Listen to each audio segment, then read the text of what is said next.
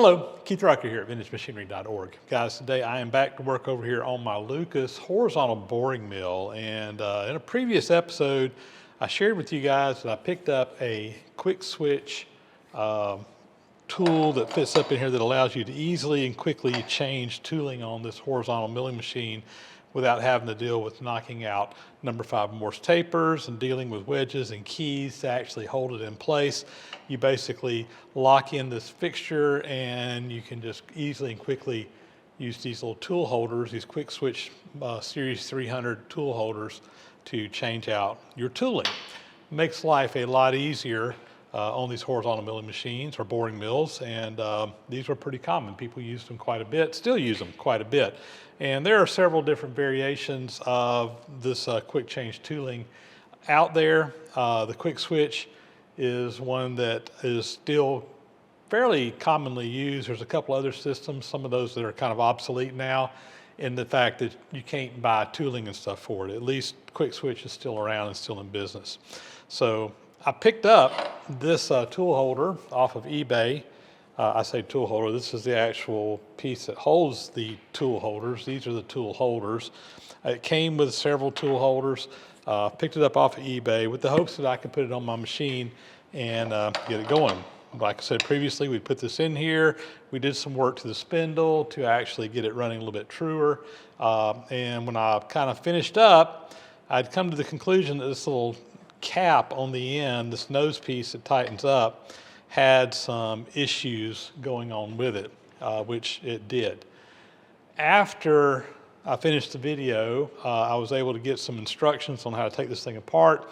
My game plan was I was just going to put a new cap on this, put a new end piece. You could still order this part, replace that with the hopes that I could basically get this thing up and going. However, I found the instructions on how to take this apart, and when I did, I discovered that we had another problem, a bigger problem, and let me kind of bring you in here and show you that. So again, this little end cap screws on and off. There was a process to getting this off, and when I took it off, it was very evident, yes, this thing has seen a rough life. You can see a kink in this bottom piece here where it has been distorted. Also, there is a big spring and a mechanism that kind of fits up in that slot in the bottom. All that was totally missing and gone. This whole thing looks like it had been through some pretty stressful impact or something at some point that really just crashed the end of it. When I put an indicator on the inside of this and ran it, it was running pretty darn true, so I was hoping that I could just replace this end piece and move on. However, again, if you look in here, there's this little spring-loaded piece right here. There's a pin that goes down through here, so there's a hole that's down through this and a hole down here. When I took this apart, there is a hairline crack. I don't know if you guys can see that or not. You can see it on the inside as well. It goes all the way through. I don't think you can really see that. Maybe. I'm looking in the viewfinder, I can't really tell it, but anyway, this piece is cracked. And in the process of it being cracked, it also has these threads on the outside. This piece here was extremely difficult to unscrew. It's like it just doesn't want to work. And when I got to looking at it, yeah, these threads here, right here at this joint, they're actually a little bit out of alignment, and it's causing them not want to thread on there properly. So bottom line here, guys, generally speaking, over the years, I've had pretty good luck buying used stuff off of eBay. But every now and then, something comes back and bites you. And in this case, this one came back and bit me. So yeah, this piece here is garbage. The good news is that when I bought this, it also came with some tool holders, and the tool holders are fine. And honestly, for the price that I bought this, I mean, it was about what the tool holders would have cost. So I'm not out big money, but it is a little frustrating. So what to do? Well, again, my game plan was as I was going to buy that end cap to go in here. I ended up not purchasing that when this happened. And I looked around trying to find another one that I could just take another chance with, buying a used one. Really couldn't find anything that looked promising. And at the end of the day, I just bit the bullet and I bought a brand spanking new one here to go up in here. The good news here is that this one is brand spanking new. It is doesn't have any problems. It fits up in there just fine. My key that we made to go with the other one will work with this one just fine, so we can lock it in there. So I'm going to go ahead and get this installed. I do want to test this with an indicator like we were doing before, just to kind of see what kind of run out we've got, and then check it with some of my tool holders to make sure everything's good to go. But yeah, hated to do it, but at the end of the day, I just felt like that was the best option for me. I really wanted to go this route, and that's what I ended up deciding to do. Let's see if we can get our key installed. So I talked about this in the previous video, but in case you didn't see that, on this arbor, you've got two slots, one in the back. This one is the one you use a tapered wedge that you can drive out your Morse taper. These tapers, when they're in use, they'll get stuck really hard, so you just put that back there, you drive it in, and it will push it right out. The second hole in here is for locking this in place. So we talked about this again before. You know, if you're using a drill chuck or something and all the force is always pushing against that taper, or most of the time is pushing against that taper, you don't have to worry about it. So like a drill press or something where Morse tapers are often used, a tailstock usually has a drill chuck in there, or maybe a live center in it where the pressure is always pushing against it, they work great.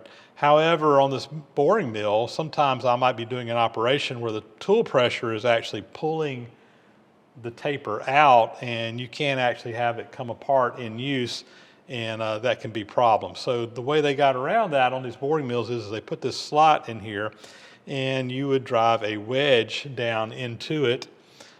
This was a wedge that came with my boring mill.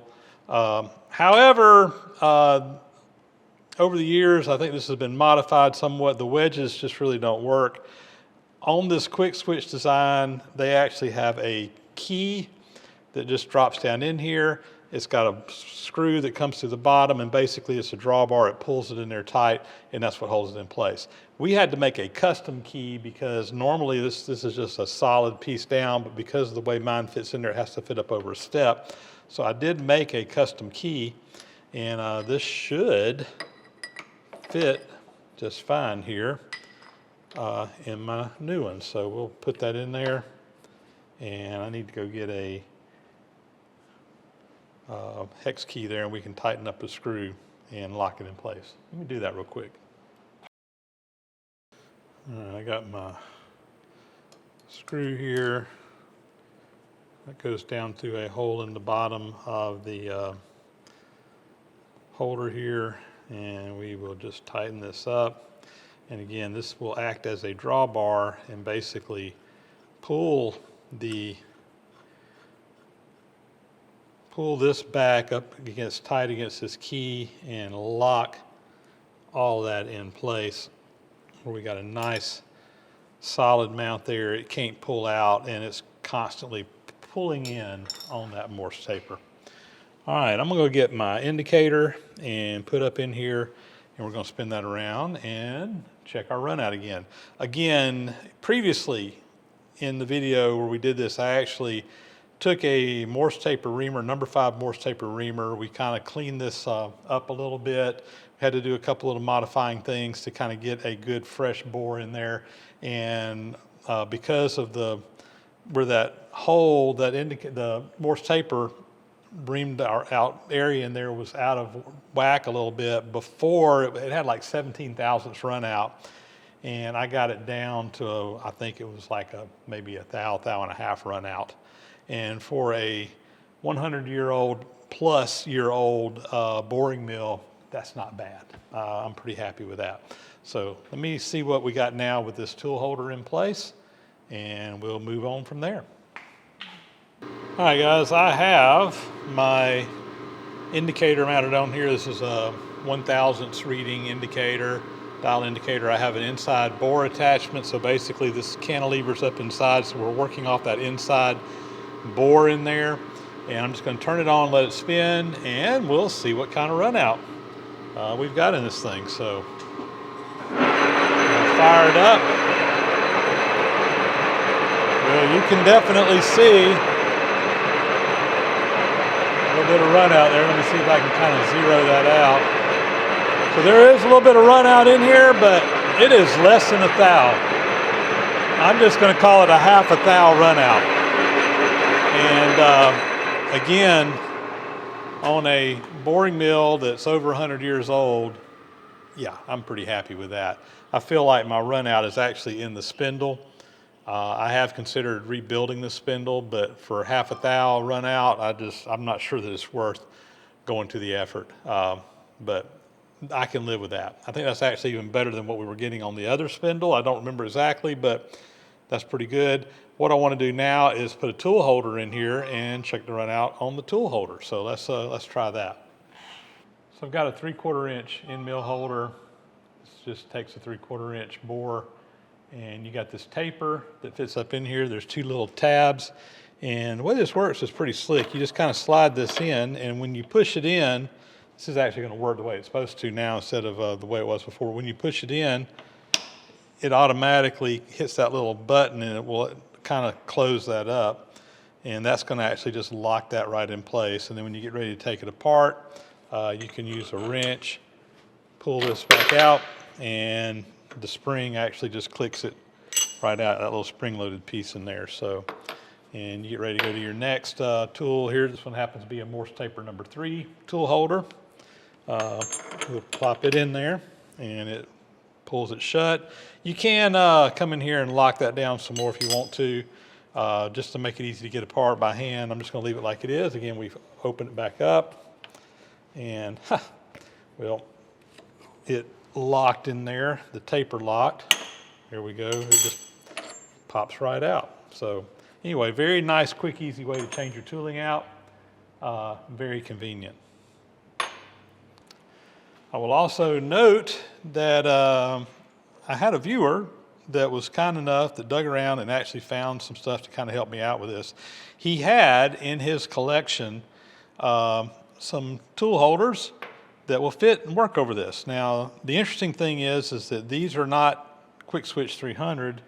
These are Bendix Scully Jones tool holders.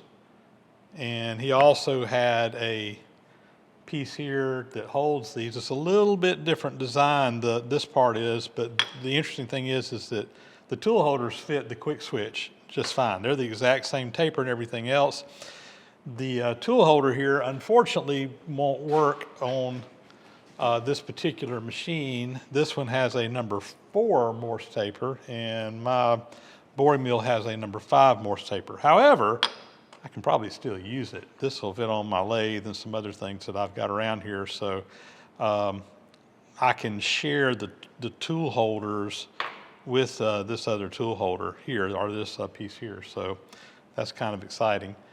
But again, these are Bendix, Scully Jones, Express change is what they call it, Express change instead of what we call these over here, the Kwik-Switch, but they work, and I'll show you here. Let me put one of these in. Oh, by the way, what I've got here, this is a 3/8, ½ inch, 5/8, 3/4 inch end mill holders, and then there's also a number 3 Morse taper holder here as well. So a couple of these are duplicate to what I have already, but hey, you can't have too much of this stuff. I might want to set up multiple end mills or tooling or whatever and be able to switch them out. So it's nice to have some extra stuff. So just to illustrate here, this is the Scully Jones Express change going into my Kwik-Switch holder.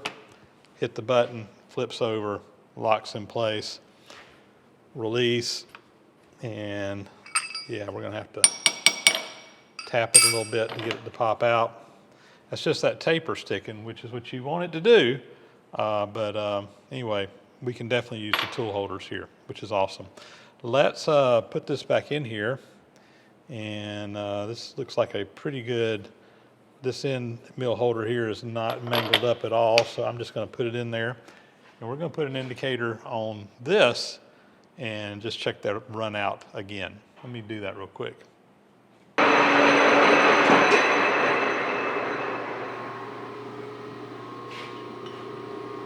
So again, very happy with how this is performing. I think we got, again, a winner here. So got a start to my collection of Kwik-Switch 300 tool holders, or as these other ones are called, the Bendix Scully-Jones Express change. Again, 3/4 inch, I got 2 end mill holders there, a 5/8, a 1/2 inch, 3/8, and 2 number 3 Morse tapers. I also have this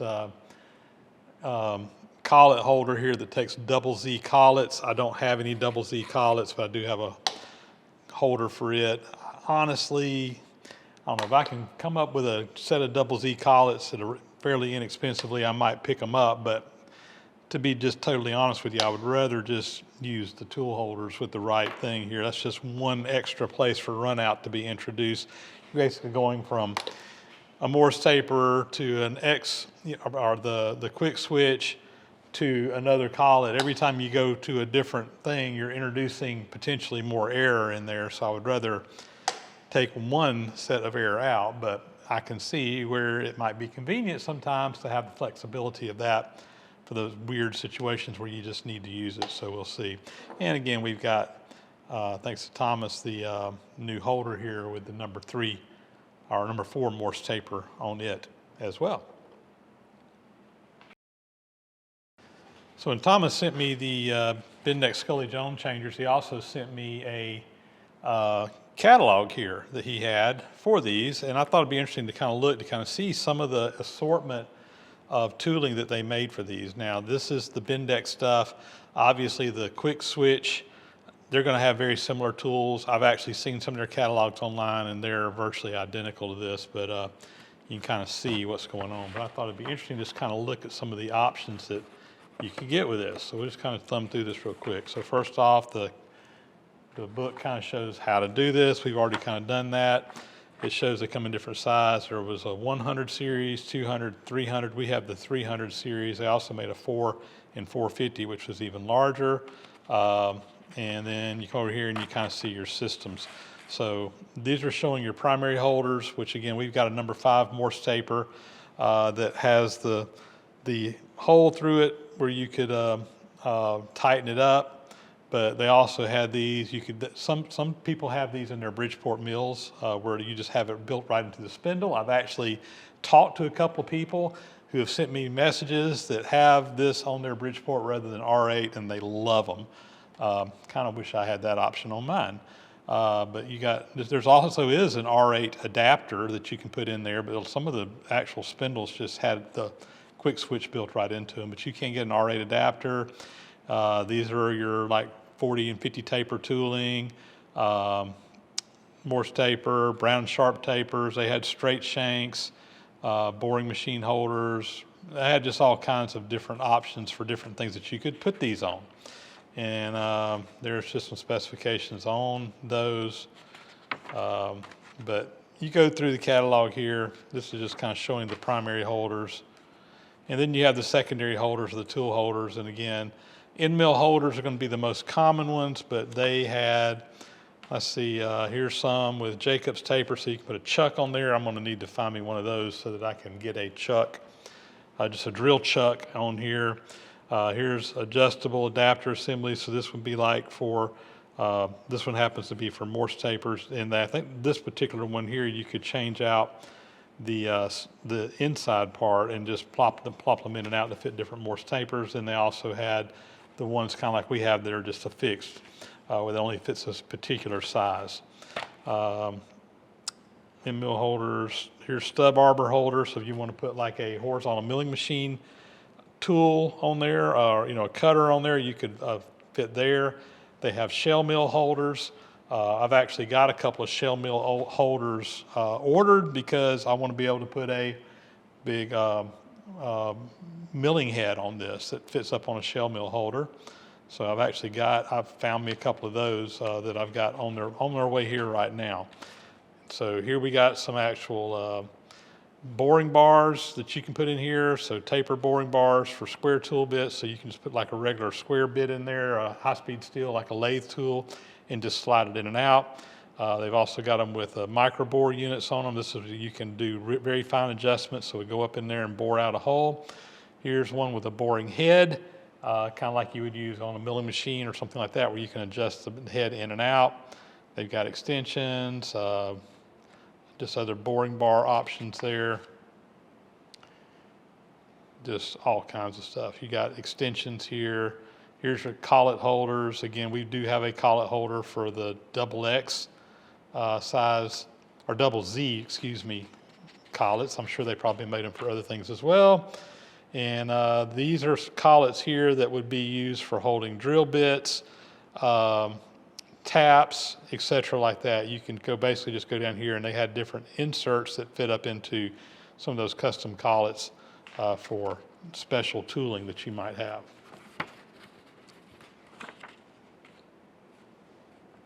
That's a tap driver there.